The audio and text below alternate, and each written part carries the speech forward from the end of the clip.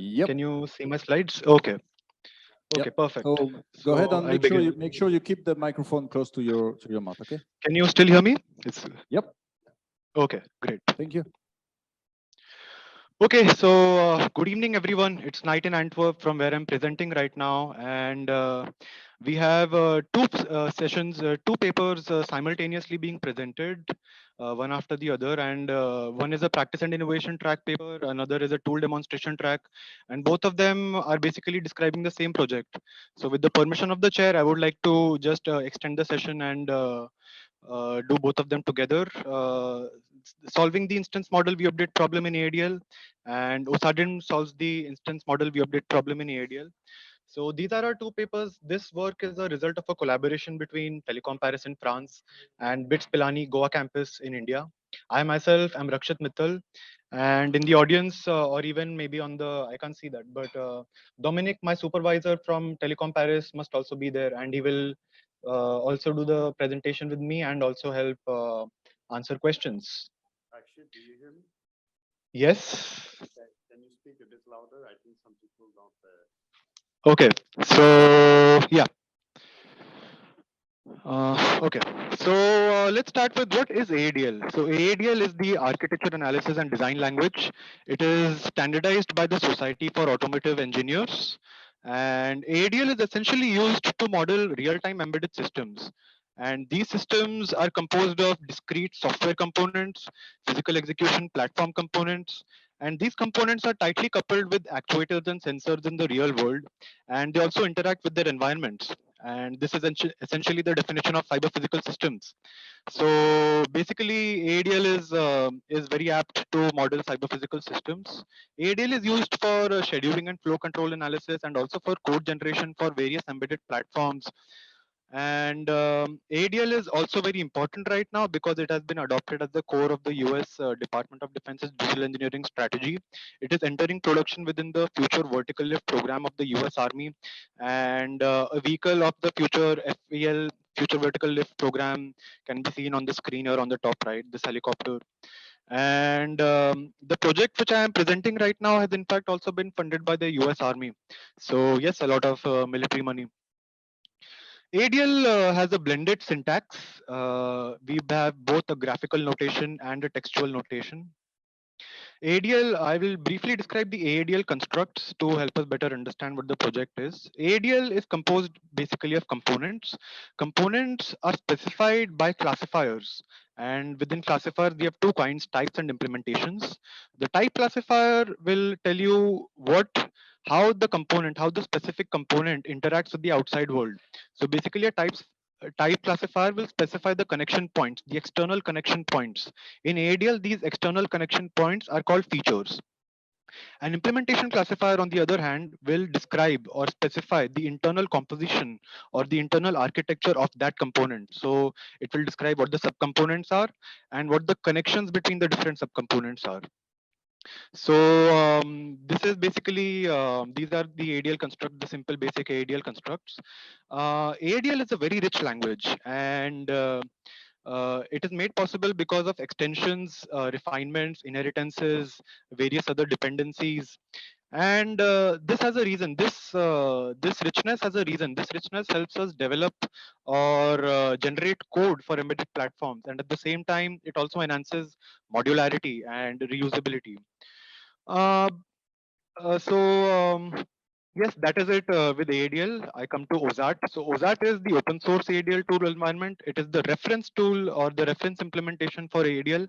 It is essentially an Eclipse IDE plugin. The latest version of OZAT is compatible with Eclipse 2022-03. So it is development is quite active. It is primarily maintained by the Software Engineering Institute at Carnegie Mellon University. OZART supports safety critical analysis and verification in conjunction with languages like Resolute and Agree. It also has code generation capabilities when it is clubbed with Ramses. Ramses is a tool developed by our group at Telecom Paris and Ocarina. Um, this is the website for OZART. And OZART is actually involved with many industrial projects at the moment. It is being used in a lot of industrial projects. And because of this, there are also many, this has spawned many projects to make OZATE more robust and suitable for use in in different scenarios. So I'll just give a brief demo of what OZAT looks like. So this is essentially OZAT, and I'll start by making an AADL project. I'll call it UAV/demo because that is the demo model which I'm going to take. So yeah, this is my AADL package. I already I already have some models saved for us to use later. And just a second, I should close that. I let's go. Yeah. So just a second. Yeah. So this is the experimental model which I'm going to take for our use. Let's close that project. We don't need it. You need a file. Ah, yes, I need Ramses. I need the property file, which is Ramses. Control C. Yeah, it works. And okay, so this is essentially what an ADL project looks like. This is, as I described earlier, this is in fact the same example which I described, which was displayed earlier. And I can also generate the graphical syntax for this. So I can create a diagram.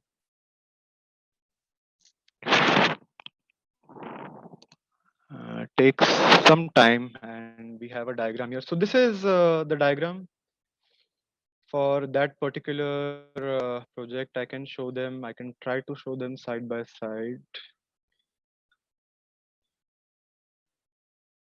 Yeah.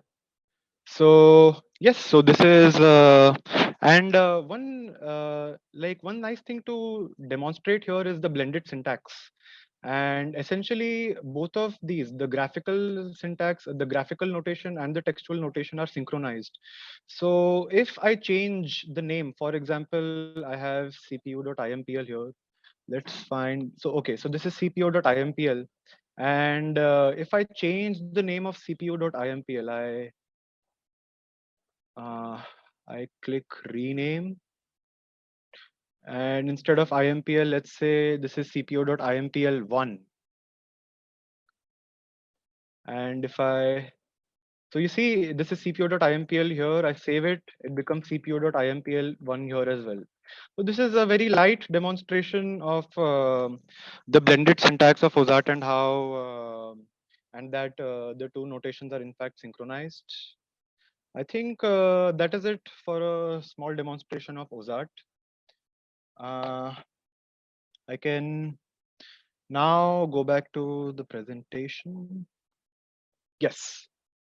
So as I described earlier, OZAT has quite a complicated, like it has a lot of complications, like the constructs of extensions and refinements can make the ADL project or the ADL package quite complicated. I come back to the same example which we had.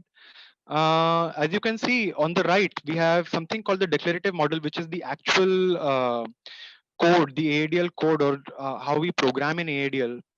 And if you see, if you look at the package on the right, we cannot really understand what this system looks like what really does it do. And to make things simpler, OZAT provides something called the instance model, which is displayed on the left. So this is the instance model corresponding to the declarative model which I'm showing. Basically, to obtain this instance model, we instantiate the system, the top level system implementation, which is called main.linux. If we instantiate it within OZAT, we should get something like this on the left, which is the instance model. As you can see, the instance model is much clearer. It is more intuitive. It is simpler. Various properties, all kinds of properties within each component are localized, so we don't need to look at another component for inheritances. We have a memory, a CPU processor, a process with two threads which communicate with each other through a connection. So that is the instance model. So why do we have the instance model? The instance model provides simplicity. in the fact that it is just a tree graph structure of containment of different components within each other.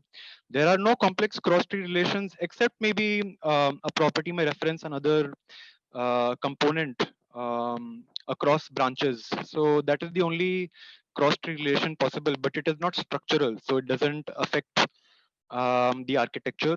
There are no references of the branch as well. So to find the properties of a child, you need not look at its parents because all properties will be stored locally within the child or within each child, in fact. And hence, because of the simplicity of the instance model, most tools like Ramses, which is our tool, also use the instance model for analysis. I will do a small demonstration of what instantiation in AADL looks like. So here we have the same model which I was describing earlier. And as you can see, we have the outline for the same package on the right. I right click on main.linux, which is what we want to instantiate. I instantiate it. Instantiation is successful. I go to instances and here it is, the instance. So if you look at the instance now, you can see it's a simple tree graph structure with only containments.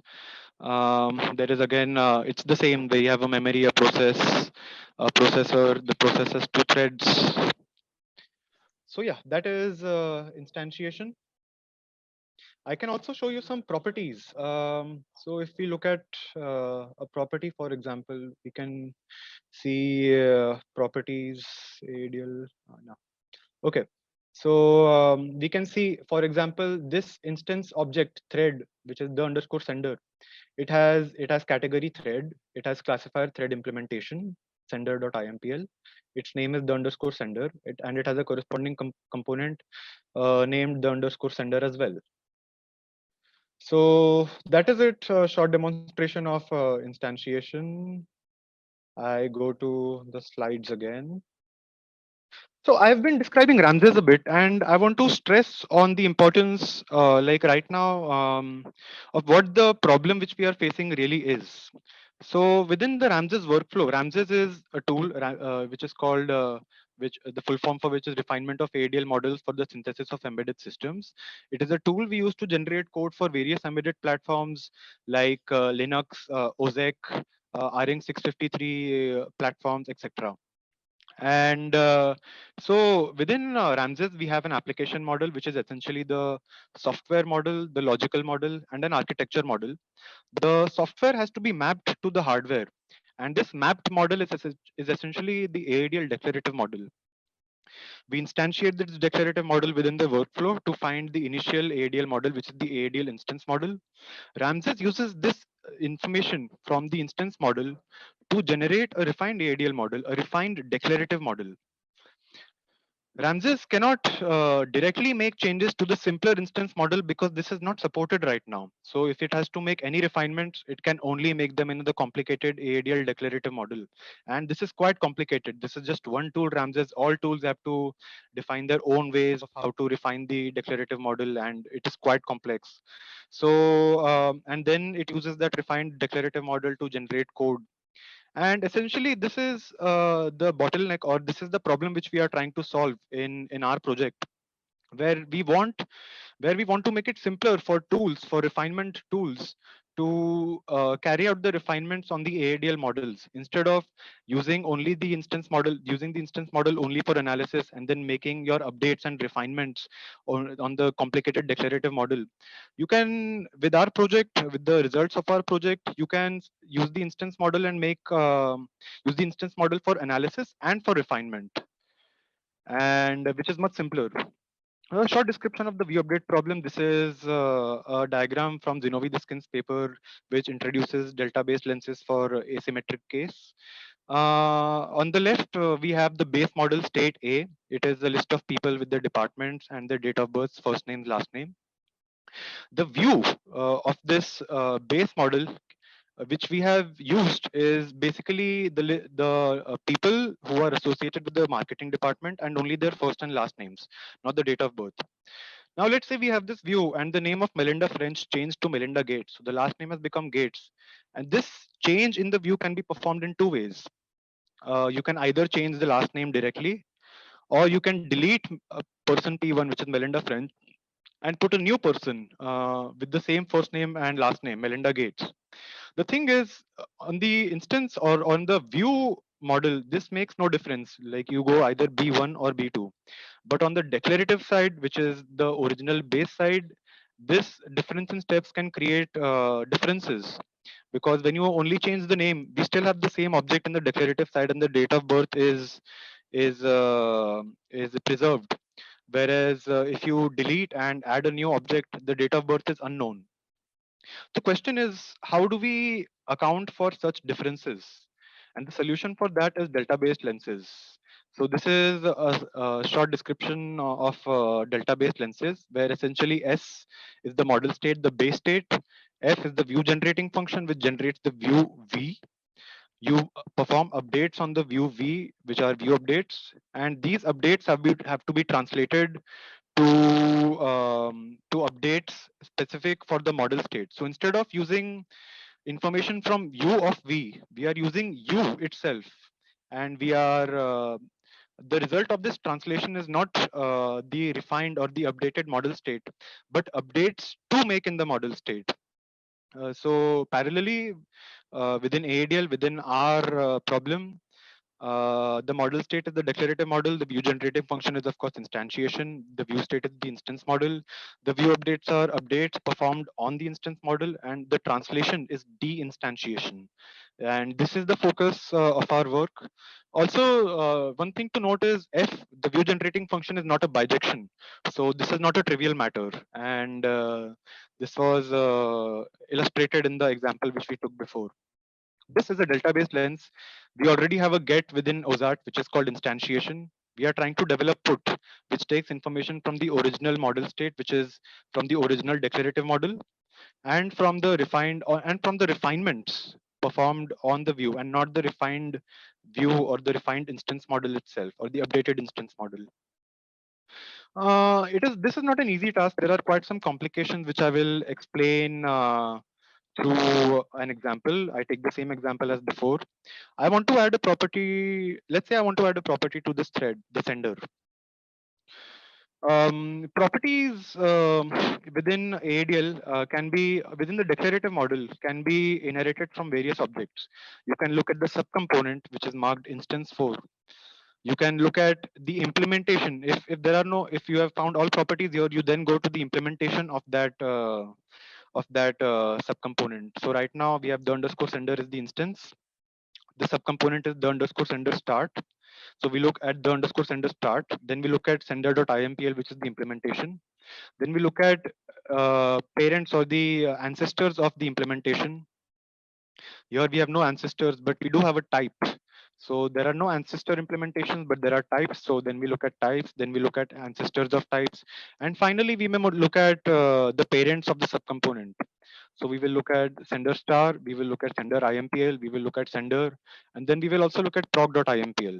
The question is, for the translation, where should we add the property? Should we add it in the sender star, sender IMPL, sender, or proc.impl?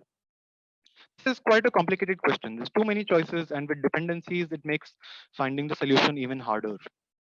I take another example to display or to describe another complication which we have within deinstantiation.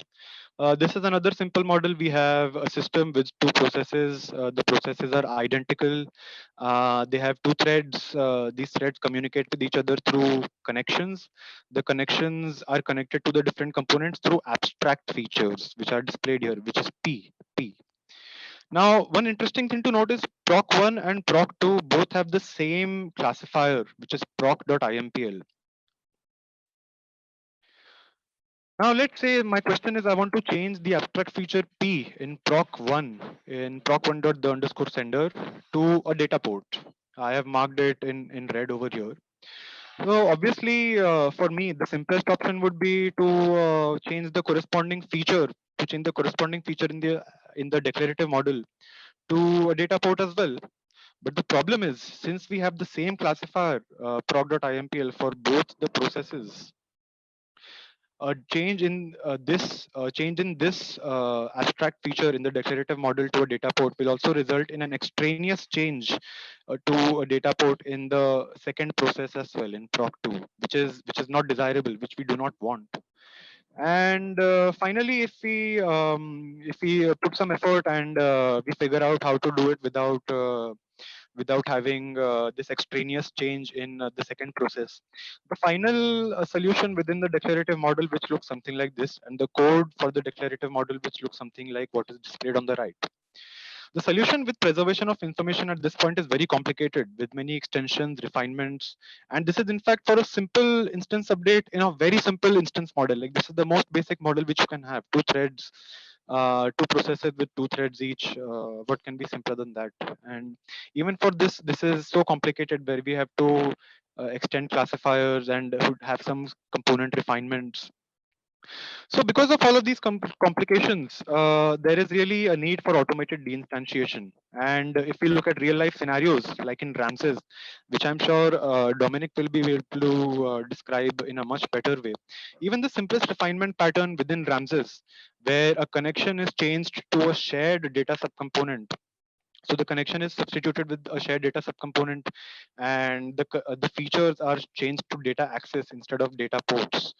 And this multiplied over all the threads and all the shared connections in a real life scenario can make it very complicated view updates.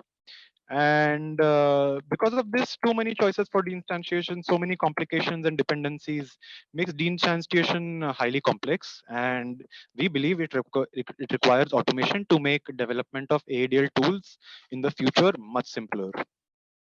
This is our solution, OZARDIM. This is the logo on the right in the top right corner. OZARDIM stands for OZATE Declarative Instance Mapping. It is also an Eclipse OZARD-based plugin, obviously. And in OZARDIM, we use graph transformations to affect the deinstantiation. Graph transformations are enabled with our usage of Vyatra. Vyatra nicely or very neatly separates the graphical query part and the model transformation rules part. Each of these has their own domain specific language. For graphical queries, we have VQL, which is Vyatra query language. And for the transformations, we have an extend based DSL local to Vyatra. So some values and aims which we kept in mind while developing OZARDIM is that we want maximum information preservation. We want the least or minimal change possible in the declarative model to solve the deinstantiation. And we wanted, and this is very important actually, we wanted OZARDIM to be a very well-behaved lens. And these are the three lens laws. We do not want any extraneous model updates on the declarative model. We want equality of the updated model state with the updated view state. That means the updated declarative model should be or should correspond correctly to the updated instance model. And we want composability of updates, which makes these are the three lens laws essentially. And this makes a lens a bidirectional lens a very well behaved lens. And because AADL is quite complex and rich, we also wanted to give the users some choices and some flexibility in the way the deinstantiation is affected. So for that, we have given the users some preferences. And also within deinstantiation, there can be three different scenarios, which I will describe in the next slide. And we want OZARDIM to support these three scenarios as well. So we have three possible different transformation scenarios. One is the state based, which is very simple. We have a freestanding instance model and we generate a declarative model just from this instance model.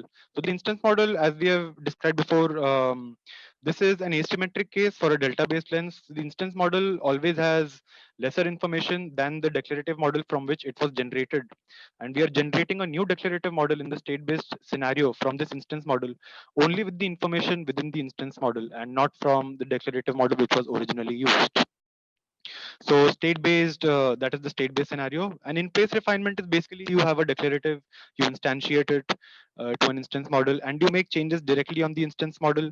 And consequently, we want changes to be made directly on the declarative model. And then out-of-place refinement, where we have a declarative instantiated, and we generate a new instance model, and we have some traces between the old and the new instance model and these traces essentially contain the deltas, information about the deltas or the changes which were made in generating the refined instance.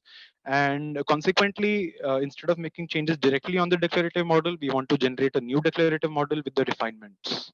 So OSAT is able to handle the state-based scenario and the in-place refinement scenario, and the out-of-place refinement is currently under development.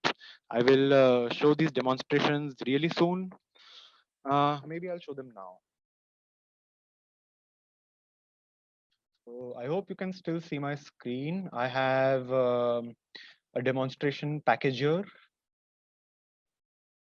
And Dominic, if you want to pitch in, just go ahead.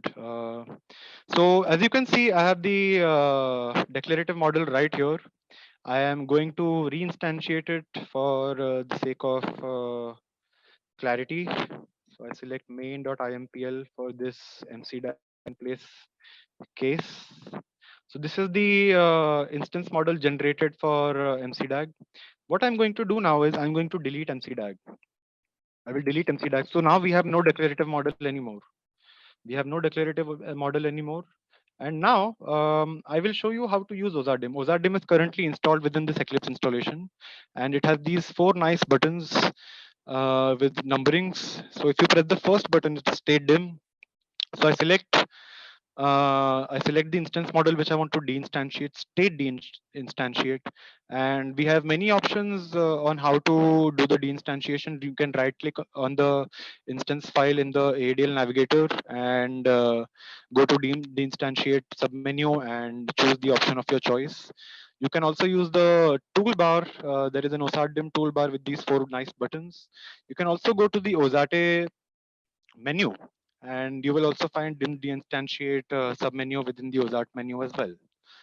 So let's do it. Let's do the deinstantiation.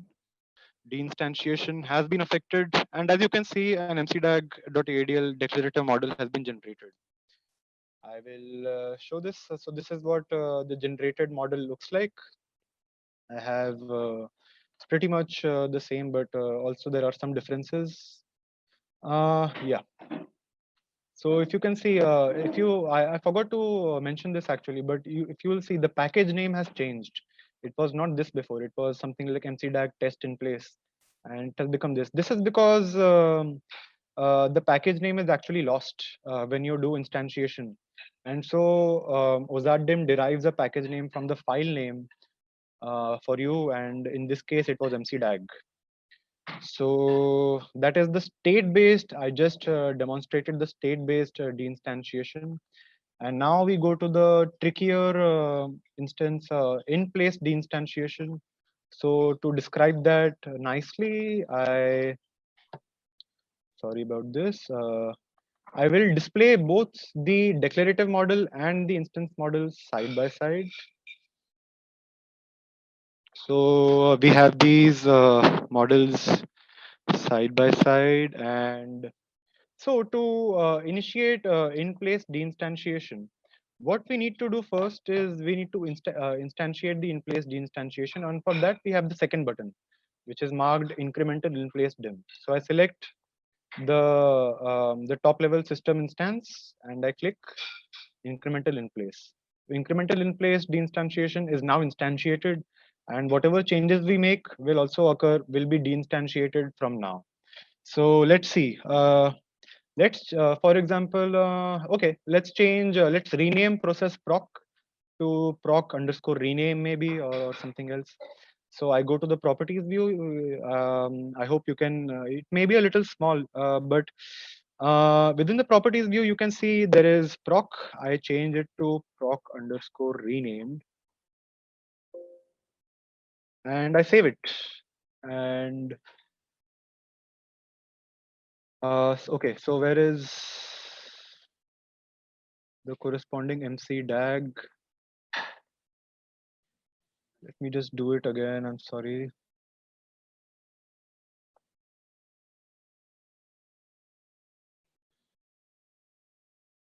Complications.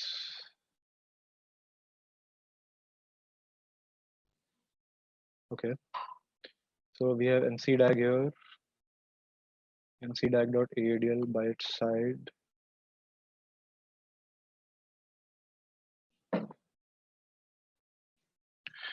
And main underscore IMPL. I've instantiated incremental in place deinstantiation for this project now. And I go to proc. I rename it to proc underscore rename. Anything, doesn't matter. I click save. And if you see over here, instantaneously, as we save the instance model, the subcomponent name within the declarative model has changed as well. So this is a small demonstration of of uh, of uh, the in place deinstantiation. I can, in fact, let me bring you this. Let me stress on the fact that OSARDIM has been really implemented not for this hand manipulation, but really for to be used programmatically within other tools.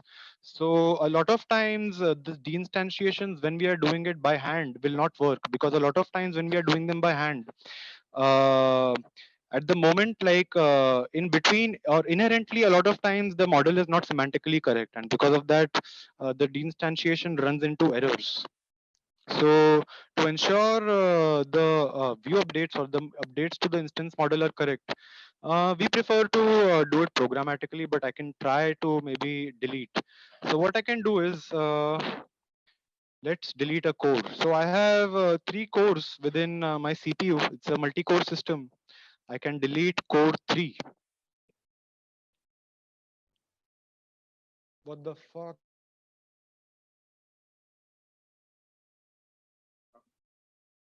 Are you still there, actually?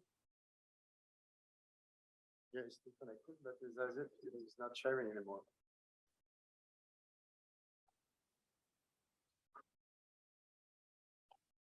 Do you hear us?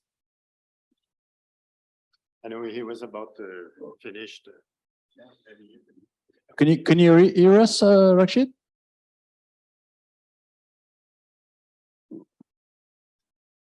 I guess no. I guess he was disconnected. Oh yeah, he's calling me. Oops.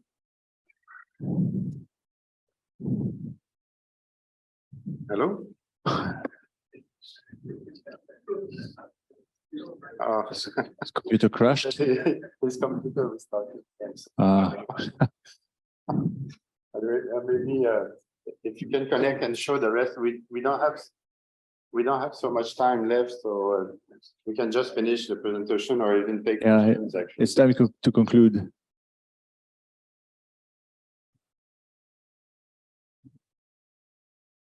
Okay. So take the time to start. Well, maybe we're gonna take some questions for you in the meantime. So before the conclusion, is in the meantime, is there any question for Dominique? No. I have a controversial one. If I don't use AADL and if I don't use OSAT, I don't care at all of what you've done. Or let's put it less controversial. What is that you've done that I could reuse if I have the same kind of problem in my own DSML or whatever environment where I have different parts of my model in different syntax, for example, and I want to be inspired by what you did. How easy it is to extract anything? This is very, of course, it's really mostly useful for people doing AADL, of course, but it is really useful because right now we have only one direction from the declarative to the instance, and everybody works on the instance, and you want to modify that due to put your analysis results, and then everyone has to go back manually to fit that. So the idea is to automate that part, and so this is really useful for our tools, but also for the community. But also one thing we thought that where this could be useful is in the kind of transpilation problems, like when you compile a program to an intermediate representation. And then a compiler may be doing some optimization, and you may want to return back to the code to understand what's going on, to see if this, so that you have that kind of problem in many places. That's why we associated this to the view update problem of the database, and we came back to these lenses to guide our implementation of the problem. Can you hear me now? Yeah. It's practice and Continue, innovation. sorry. So that's why it's an application of this view update problem to solve an important problem in AADL, basically. So you can continue or so I just had, I just had the case study and conclusion. So we had some different case studies, MCDAG and Ramses. And so in conclusion, I described the view update problem. I presented our solution OZARDIM, which works in 3 different scenarios. We support a wide range of view updates at the moment. We tested it on a preliminary test bench, which was the MCDAG and Ramses. OZARDIM has shown to really simplify the development of AADL model refinement tools. In future work, we will complete the implementation of the delta out of place scenario. We will do further validation. We also have dissemination of OZARDIM to the AADL community. And some of these concepts have potentials to be used for transpilation. So thank you so much for your attention. I'm sorry, my computer just restarted. For questions, we have Dominic. Our tool is available on this page. We also have a Zenado artifact associated with our production. And here are our contact details. So thank you so much.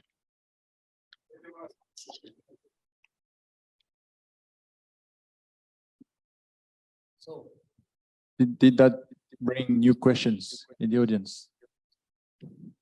No, everybody's. Oh yes, sorry.